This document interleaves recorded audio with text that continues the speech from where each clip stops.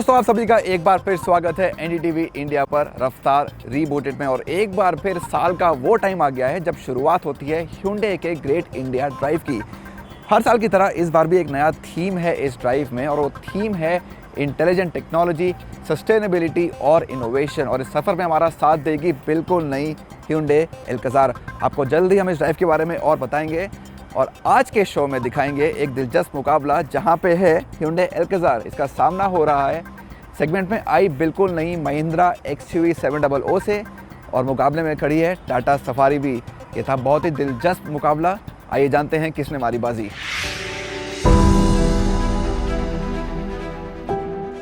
एक नए जमाने की 3 रो SUV की क्या पहचान है?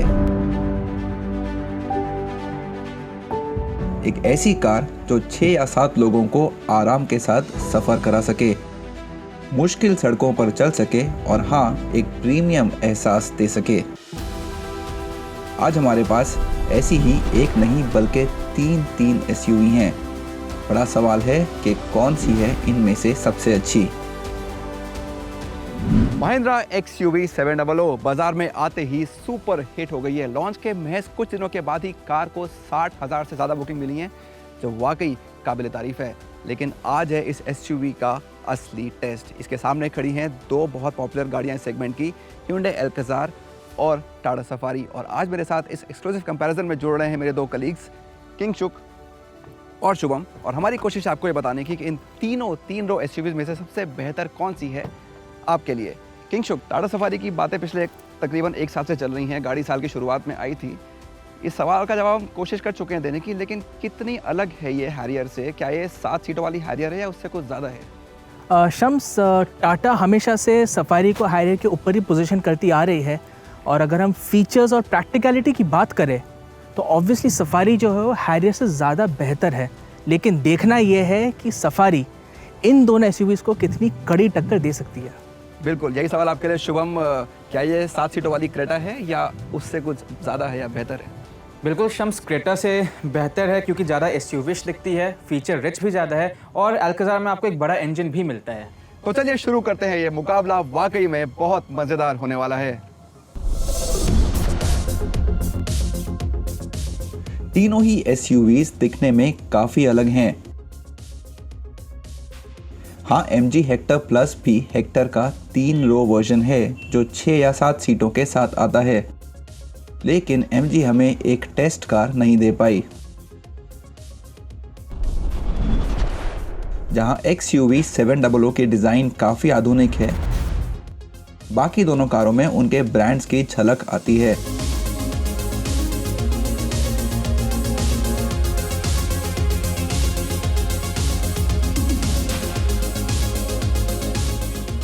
टाटा सफारी हैरियर के डिजाइन को आगे ले जाती है। ये हर तरह से एक SUV दिखती है।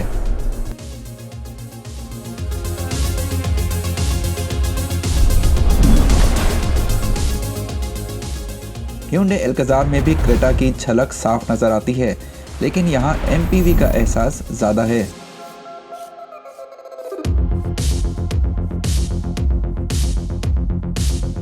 XUV 700 आकर्षक है और दोबारा मुड़कर देखने पर मजबूर करती है। हाँ, फ्लोटिंग DRLs के साथ इसका चेहरा शायद इतना लुभावना नहीं है, लेकिन आप इसे नज़रअंदाज नहीं कर सकते। हैरानी की बात यह है कि साइज़ के मामले में तीनों काफ़ी अलग हैं। XUV सबसे लंबी है और सफारी सबसे चौड़ी, लेकिन Alcazar का व्हील बेस सबसे ज़्यादा है। देखते हैं इन आंकड़ों का इनके कैबिन पर क्या असर पड़ा है, और शुरुआत करते हैं सेगमेंट में सबसे पुरानी कार से।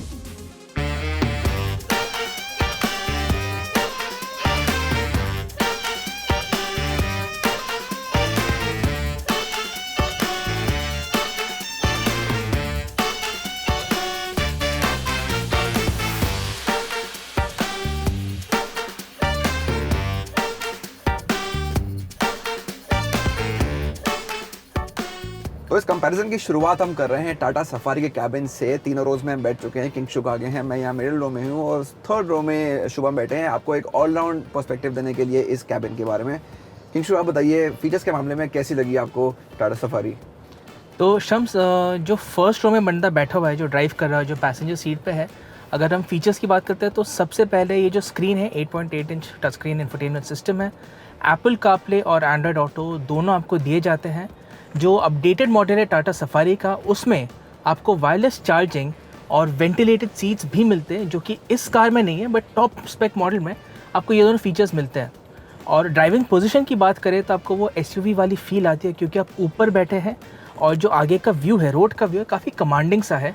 और स्टीयरिंग जो है काफ़ी चंकी है, पकड़ने में काफ़ी बढ़िया है। और सेकंड रो मुझे काफ़ी अच्छी लगी यहाँ सफारी में, काफ़ी प्रैक्टिकल लगी, क्योंकि स्पेस की मुझे यहाँ कमी नहीं लगी। और अगर आपको ऐसा लगे कि आपके पास स्पेस कम है तो कई अच्छे प्रैक्टिकल फीचर्स हैं, जैसे ये आप अगर फ्रंट रो की सीट को एक लीवर घुमा के आगे पीछे कर सकते हैं ज़्यादा स्पेस बनाने के लिए। यही काम आप सेकंड रो पे भी कर सकते हैं, थर्ड रो को ज़्यादा स्पेस देने के लिए। मैंने अपनी सीट यहाँ आगे ले ली है थोड़ी, शुभम को एक्स्ट्रा स्पेस मिल गया है। और 60-40 रेशो में है, तो एक पार्ट अपनी ओरिजिनल पोजीशन पर रह सकता है, दूसरे पार्ट को आप आगे पीछे कर सकते हैं। इसके अलावा बी पिलर पे एसी वेंट्स लगे हुए हैं और मेरे पास सेंटर आर्मरेस्ट पे 2 कप होल्डर्स हैं और सनरूफ भी काफ़ी बड़ा है, तो वो काफ़ी हेल्प करता है एक अच्छी फीलिंग, अच्छे एहसास में। वेल, थर्ड रो की अगर बात करें शम्स, तो थैंक यू, मेरे पास अब फाइनली ज़्यादा स्पेस है। और यहाँ पे मेरे पास फीचर्स भी हैं, जैसे ये एयर वेंट्स है जो सी पिलर पे माउंटेड है, और अपने फ़ोन के लिए मेरे पास यहाँ पर डेडिकेटेड स्टोरेज है और चार्जिंग पोर्ट्स भी है मेरे जो अपने फ़ोन चार्ज करने के लिए। बढ़िया। तो शुभम, उम्मीद है कि आप थर्ड रो में कंफर्टेबल महसूस कर रहे हैं। फाइनली अब ज़्यादा कंफर्टेबल हूँ यहाँ पे। तो चलिए अब आपको दिखाते हैं कैसा है कैबिन Hyundai Alcazar का।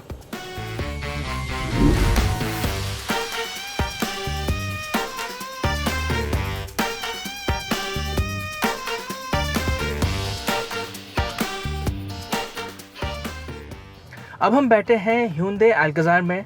मैं बैठा हूँ ड्राइवर सीट पे, शम्स बैठा हुआ है मिडिल रो पे और शुभम बैठे हुए है थर्ड रो पे। तो चलिए शुभम, अब आपसे शुरू करते हैं। थर्ड रो का कंफर्ट कैसा है? किंगशॉक सफारी के बाद अल्काज़ार काफ़ी कॉम्पैक्ट लगती है, इनफैक्ट थोड़ी क्रैम्प लगती है। और जो अभी मैं बैठा हुआ, मेरी नीज़ काफ़ी ऊपर हैं, अंडर थाई सपोर्ट भी कम है एंड लेग रूम बिल्कुल भी नहीं है। इनफैक्ट मेरी जो नीज़ हैं वो ब्रश कर रही है अगेंस्ट शम्स की सीट से। राइट। फीचर्स के मामले में अच्छी जगह है। यहाँ पर मुझे एयरकॉन वेंट्स मिलते हैं, दोनों साइड पर चार्जिंग पोर्ट्स भी मिलते हैं, मेरे कप होल्डर्स मिलते हैं और फ़ोन रखने के लिए भी मेरे पास डेडिकेटेड स्पेस है यहाँ पे। तो और बट विथ इसकी थोड़ी और अगर होती तो 2 जन के लिए ये सीट ज़्यादा कंफर्टेबल होती। बढ़िया। शम्स, आप क्या कहेंगे? मैं शुभम से एग्री करूंगा, स्पेस के मामले में सफारी जितनी अच्छी तो नहीं है Alcazar, लेकिन उसको कुछ कॉम्पेंसेट किया है Hyundai ने, अच्छे फीचर्स देखे यहाँ पे। तो हाँ, आप सफारी की तरह ही मैं इस सीट को रिक्लाइन भी कर सकता हूँ, स्लाइड भी कर सकता हूँ। कैप्टन सीट्स हैं, हालांकि सफारी जितनी बड़ी नहीं है लेकिन फिर भी ठीक ठाक कंफर्ट आपको दे देती हैं। अच्छी फीचर्स यहाँ पे हैं। सेकंड रो पे भी फर्स्ट रो की तरह एक वायरलेस चार्जर दिया हुआ है, तो ये मुझे अच्छी चीज़ लगी। कप होल्डर्स तो यहाँ पे हैं ही और स्टोरेज स्पेस भी है सेंटर आर्मरेस्ट में, ये एक अच्छी बात है। एसी वेंट्स सफारी में जो पिलर पे थे वो यहाँ पे सीट्स के बीच में आ गए हैं और एक चार्जिंग पॉइंट और फ़ोन होल्डर भी है सफारी की तरह ही। इसके बाद मैं बात करूँगा इस ट्रे होल्डर की, एक अच्छा एडिशन है Alcazar में, 3.5 किलो का वज़न ये झेल सकता है। और फाइनली यहाँ आपको सेकेंड रो पे सन ब्लाइंड भी मिल जाएंगे, जो बाकी 2 कार्स में नहीं है। बढ़िया, ये काफ़ी अच्छी फीचर्स आपने बताया शम्स। और अगर आप ड्राइवर सीट पे बैठे हुए हैं तो सबसे पहले जो आप नोटिस करते हैं वो है इसका प्रीमियम 2-टोन अपहोल्स्ट्री, ब्लैक और ब्राउन। बहुत ही प्रीमियम बढ़िया फील देता है कैबिन के अंदर। उसके अलावा आपके पास एक है ये 10.5 इंच का touch screen infotainment system, Apple CarPlay, Android auto और Hyundai Bluelink connected car technology भी आपको मिलती है। इसके अलावा आपको एक एयर प्योरीफायर भी मिलता है। सीट्स जो आगे की है वो वेंटिलेटेड है, 3 स्टेप सेटिंग है। एंड फीचर्स के मामले में आपके पास है wireless charging option, USB ports and इस गाड़ी में आपको मिलता है एक डिस्प्ले। और यहाँ पे ड्राइव और ट्रैक्शन मोड्स के लिए एक रोटरी नॉब दिया हुआ है। 3 ट्रैक्शन मोड्स है इसमें, स्नो, सैंड और मड। और ड्राइविंग मोड्स की बात करें तो इसमें अगेन 3 ऑप्शंस है, वो है कंफर्ट, इको और स्पोर्ट। और इन सब के बारे में आपको बताएंगे जैसे हम गाड़ी को ड्राइव करना शुरू करते हैं।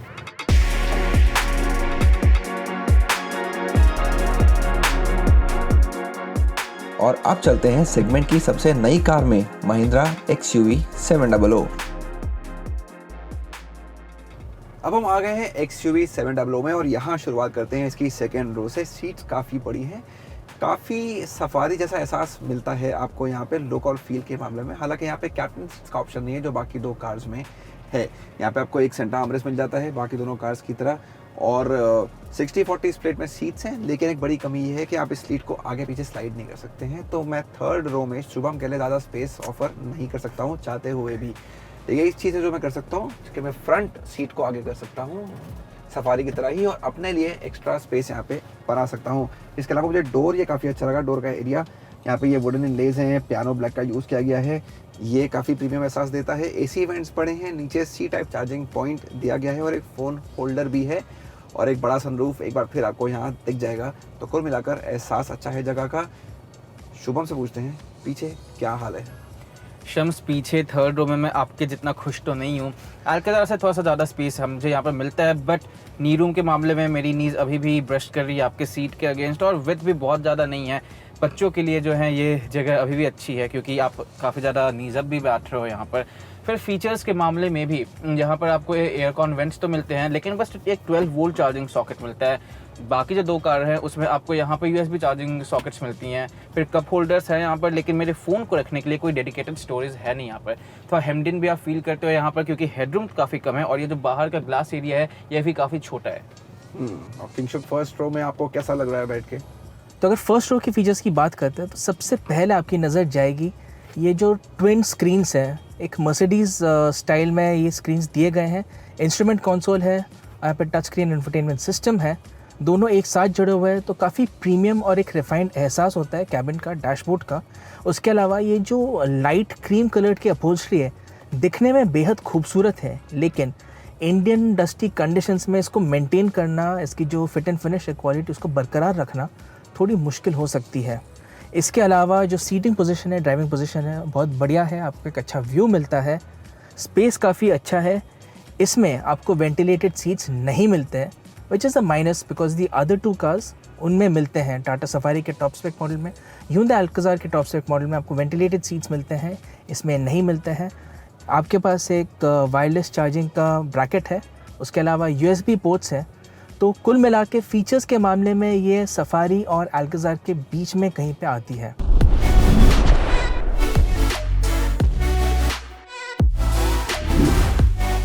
हाँ, तीनों SUVs में कुछ चीज़ें शानदार हैं और कुछ कमियां भी हैं। जहां पैनोरामिक सनरूफ, वायरलेस चार्जर और कनेक्टेड कार तकनीक तीनों में ही मिल जाएंगी, सफारी और अल्काज़ार में वेंटिलेटेड सीट्स, दूसरी रो में स्लाइडिंग सीट्स और auto dimming rear view mirrors लगे हैं। XUV 700 और अल्काज़ार को eSIM आधारित कनेक्टेड कार स्वीट मिलता है। इसके साथ 10.25 इंच की टच स्क्रीन और डिजिटल इंस्ट्रूमेंट पैनल लगा है जो ब्लाइंड स्पॉट मॉनिटर से लैस है। इसके मुकाबले सफारी की 8.8 इंच की टच स्क्रीन को app based iRA connected car तकनीक मिली है। XUV 700 के सबसे महंगे लग्जरी लाइन AX7L में एडवांस ड्राइवर असिस्टेंट सिस्टम या ADS भी है, जहां आपको forward collision warning, cross traffic alert और लेन चेंज अलर्ट जैसे फीचर्स मिल जाते हैं। तो हाँ, महिंद्रा XUV 700 इनमें से सबसे ज़्यादा आधुनिक लगती है, लेकिन Hyundai अल्काज़ार भी ज़्यादा पीछे नहीं है। लेकिन अगर आप लंबे सफ़र के लिए प्रैक्टिकलिटी और सीटों के कंफर्ट की तलाश में हैं, टाटा सफारी सबसे आगे निकल जाती है। लेकिन कहानी अभी अधूरी है, क्योंकि अब आपको बताते हैं कि ये तीनों चलने में कैसी हैं। एक बार फिर शुरुआत सफारी के साथ।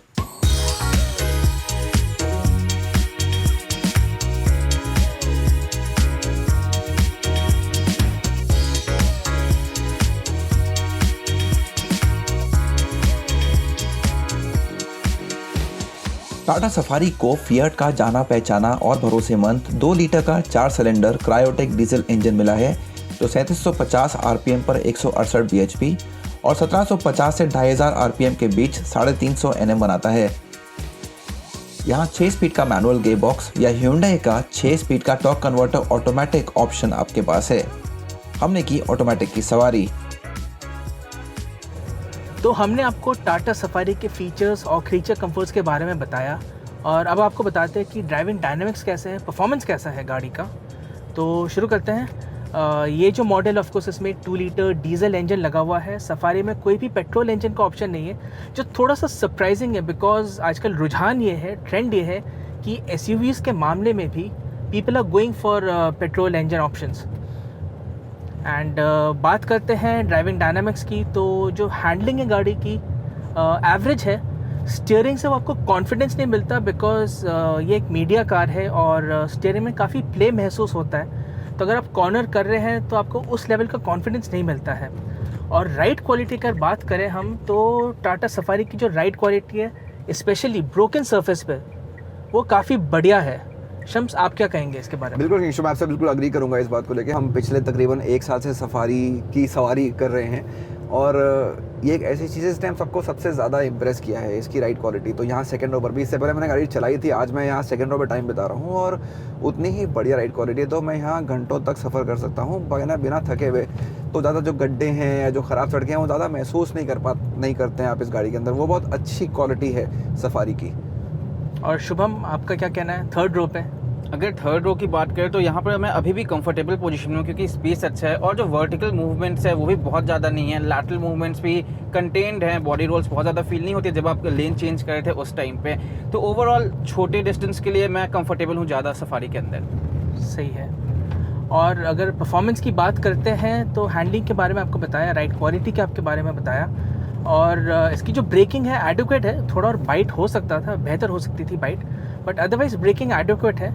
लेकिन इसका जो 2 लीटर इंजन है, इसका जो बॉटम एंड ग्रंट है, वो थोड़ा सा आई थिंक लैग करता है, थोड़ा और तगड़ा हो सकता था। लेकिन मिड रेंज की बात करें तो काफ़ी बढ़िया है। तो शहर में आप ओवरटेक करेंगे तो बढ़िया रहेगा। ऑटोमेटिक गियर बॉक्स है इसमें, तो गियर बॉक्स मेरे हिसाब से अच्छा है। It could have been better, the movements could have been really slick, but otherwise gear box का जो परफॉर्मेंस है बढ़िया है।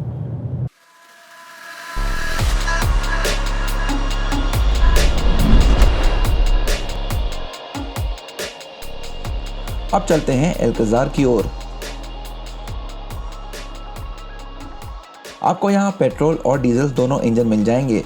क्रेटा से लिया गया 1.5 लीटर का 4 cylinder CRDI diesel engine 4000 RPM पर 113 bhp और 1500 से 2750 RPM के बीच 250 Nm पीक टॉर्क बनाता है।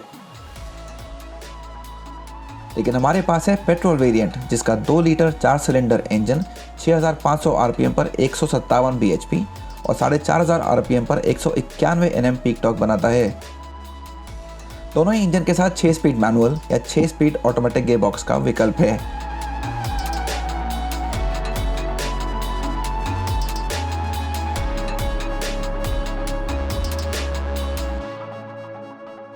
तो हमारी एल्कजार की सवारी अब शुरू हो चुकी है और एक बार फिर शुरुआत करते हैं शुभम के साथ थर्ड रो से। शुभम, क्या लगता है आपको, आप कितने घंटे या कितनी देर आराम से इस चलती गाड़ी में बिता सकते हैं? एल्कजार की अगर बात करें शम्स, तो मैं बहुत लंबे टाइम के लिए सीट पे बैठना नहीं चाहूँगा क्योंकि स्पेस मेरे पास बिल्कुल भी नहीं है। दो राइड थोड़ी सी कंफर्टेबल है, बहुत ज़्यादा बॉडी मूवमेंट्स मुझे फील नहीं हो रहे हैं, बट स्पेस अगर नहीं है तो एक एडल्ट के लिए मुश्किल है। यहाँ पर बच्चों के लिए ये जगह फिर भी ठीक है। मेरे लिए फ़र्क ये है शुभम कि मेरे पास स्पेस यहाँ ठीक ठाक है। मैं यहाँ ज़्यादा कंफर्टेबली ज़्यादा देर के लिए बैठ सकता हूँ। और इसके डायमेंशन की हमने बात करी, आप भी कह रहे थे कि ज़्यादा लैटरल मूवमेंट नहीं है, तो इसकी जो हैंडलिंग है मुझे बेहतर लगी। इसमें ज़्यादा बॉडी रोल नहीं है, वो इसकी ऊंचाई की वजह से हो सकता है या जैसे इसके डायमेंशन जैसा इसको डिज़ाइन किया गया है उस तरफ उसकी वजह से भी हो सकता है। लेकिन मुझे लगता है कि मैं यहाँ पे काफ़ी लंबे समय तक आराम से बैठ सकता हूँ बिना किसी शिकायत के। एक अच्छा सीटिंग पोजीशन मुझे ये देती है और एक प्रीमियम एहसास भी मुझे यहाँ पे बैठे हुए मिलता है। और अच्छी बात है कि यहाँ पे कई सारे ऑप्शन है चूज़ करने के जब बात आती है इंजन और गियरबॉक्स की। इस बारे में चलते हैं किंगशुक के पास।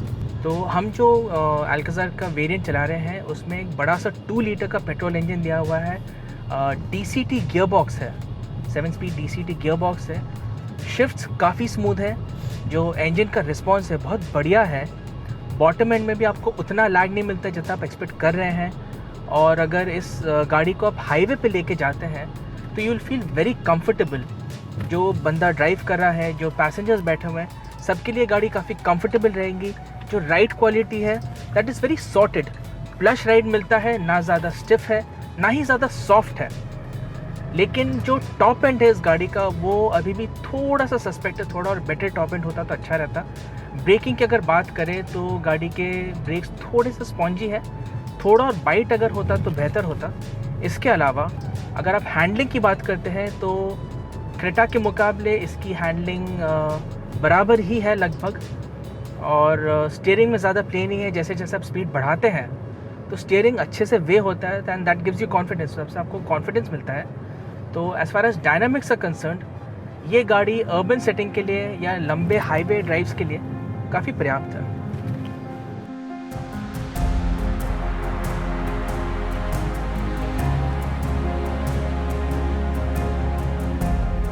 और अब बात सेगमेंट में आई सबसे नई कार की। महिंद्रा XUV 700 में भी पेट्रोल और डीजल दोनों विकल्प हैं। 2.2 लीटर 4 सिलेंडर CRDI डीजल 3 अलग ट्यून्स में आया है। बेस MX वेरिएंट में ये थोड़ा कम 153 bhp और 360 Nm बनाता है, और इसे केवल 6 स्पीड का मैनुअल गियरबॉक्स मिला है। AX मैनुअल में यही इंजन 3500 RPM पर 182 bhp और 1600 से 2800 RPM के बीच 420 Nm बनाता है। 6 स्पीड ऑटोमेटिक गियरबॉक्स के साथ 1750 और 2800 RPM के बीच 450 Nm टॉर्क मिल जाता है। लेकिन हमारे पास है 2 litre 4 cylinder turbo petrol engine, जिसके लिए कंपनी को काफ़ी मांग मिल रही है। ये हर वेरिएंट में 5000 RPM पर 197 bhp और 1750 से 3000 RPM के बीच 380 Nm बनाता है। यहाँ भी चुनने के लिए 6 स्पीड मैनुअल या 6 स्पीड ऑटोमेटिक गियरबॉक्स हैं। जहाँ बाकी दोनों कारों की तरह पेट्रोल में केवल फ्रंट व्हील ड्राइव ही है, डीजल को ऑटोमेटिक पर all wheel drive system option के तौर पर मिल गया है।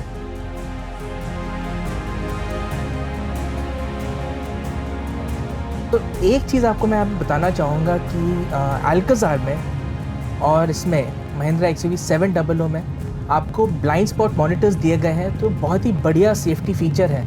तो जैसे ही आप इंडिकेटर जो है दाएं या बाएं घुमाते हैं, आपको इंस्ट्रूमेंट कंसोल पे एक छोटा सा स्क्रीन है, आपको दिख जाएगा कि पीछे से आता हुआ ट्रैफिक कैसा है, नहीं है।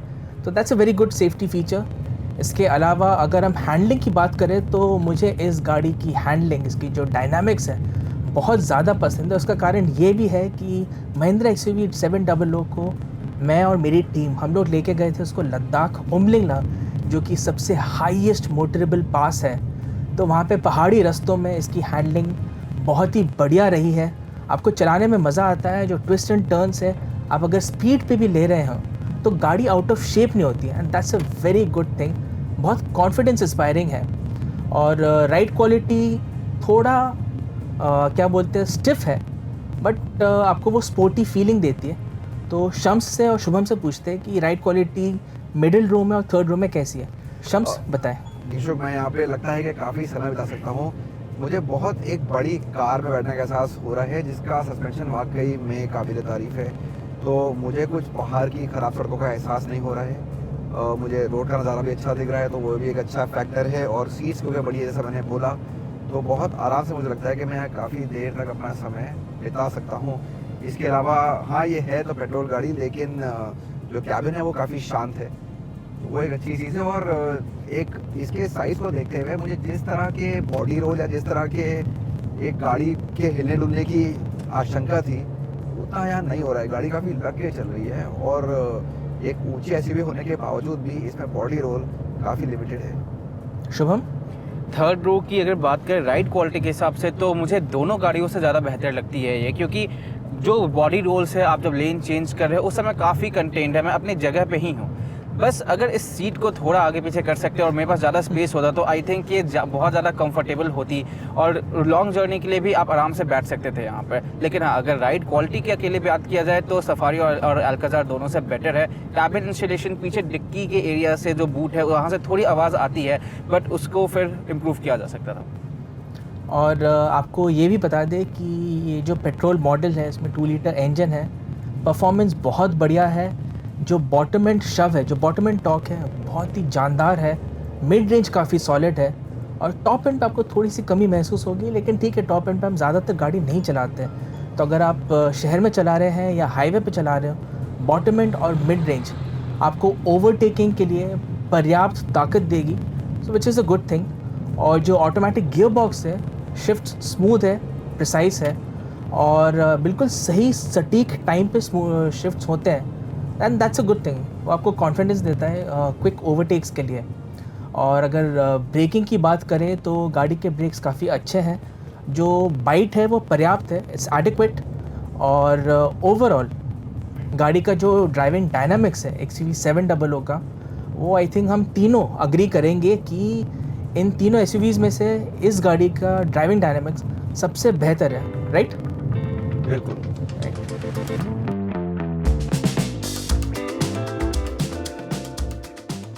जहां शहर में Hyundai Alcazar को चलाने में ज़्यादा मज़ा आता है, हाईवे पर ऊंचे RPM पर ये थोड़ा दबकर चलती है।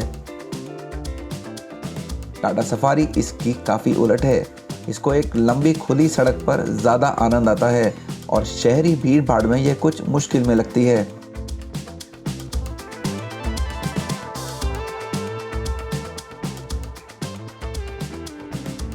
हाँ, महिंद्रा XUV700 में सही संतुलन मिलता है। आपको शहर में भी इसकी लंबाई का एहसास नहीं होगा और हाईवे पर अपनी हैंडलिंग और सवारी से ये काफ़ी लुभाती है। एक बात और जिस पर कार एंड बाइक पर हम काफ़ी जोर देते आए हैं, सुरक्षा।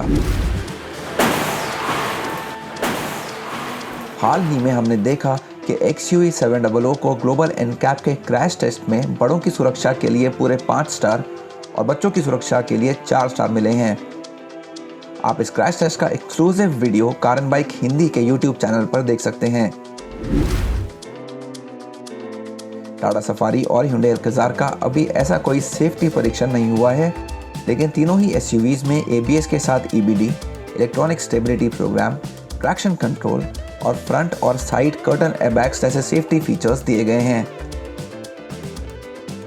XUV700 के कर्टन एयरबैग्स तो तीसरी रो तक जाते हैं। और अंत में कीमतें तो अहम हैं ही।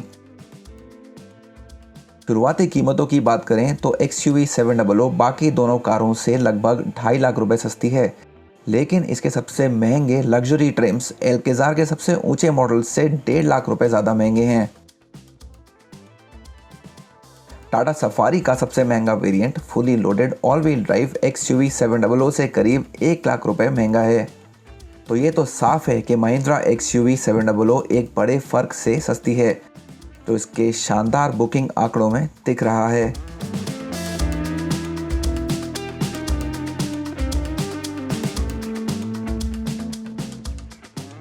तो इस कंपैरिजन में आ गई है फैसले की घड़ी। किस SUV ने मारी बाजी? शुरुआत करते हैं टाटा सफारी से। शम्स, मैं ये कहूँगा कि अगर आप लुक और फील की बात करें तो टाटा सफारी सबसे बेहतरीन है, सबसे उम्दा है।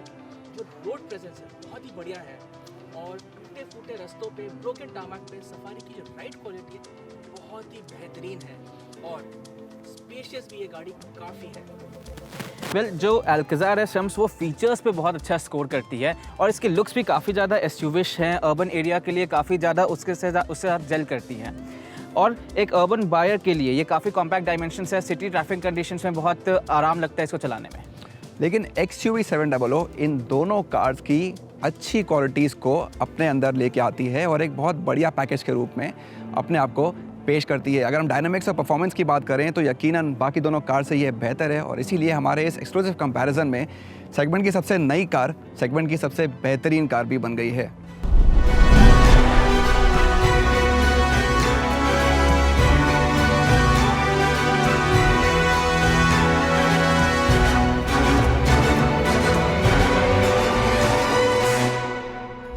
तो बिल्कुल नई महिंद्रा XUV700 ने जीत लिया है ये बहुत ही दिलचस्प मुकाबला।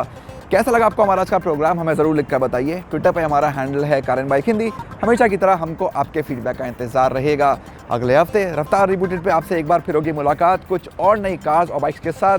तब तक अपना ध्यान रखिए, सड़क पर बिल्कुल सेफ रहिए, कार में सीट बेल्ट पहनना बिल्कुल ना भूलिए और बाइक और स्कूटर पर हेलमेट ज़रूर पहनिए।